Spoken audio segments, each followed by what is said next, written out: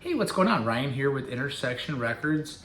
Today we're talking about Bob Seger and the creation of the song Hollywood Nights, which is one of my favorite, not only Bob Seger songs, but one of my favorite songs in rock and in the 70s. You know, Bob Seger is from Detroit, Michigan. You know, came up in the 60s, really worked his butt off to get to the big stages by the late 70s. And, he ends up moving to Los Angeles, lives up in the Hollywood Hills.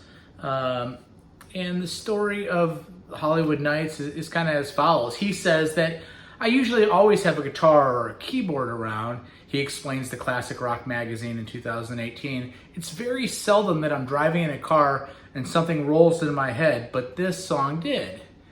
He said, I had a house in the Hollywood Hills. I could see the city from my house. I've been driving up in the Hollywood Hills, just driving along, and suddenly Hollywood Nights, Hollywood Hills, above all the lights, Hollywood Nights. It just came into his head, he says. So I turned around and drove home. I'm singing it in my head, thinking, don't forget this, don't forget it, don't turn on the radio. He gets home, he gets out a cassette recorder, recites it into the recorder, and says, oh, that's a good start. So, the song kind of correlates out in the lyrics, if you know the lyrics, of a guy that moves from Michigan to California. He said, lyrics say he was a Midwestern boy on his own, headed out west because he felt that a change could do him good.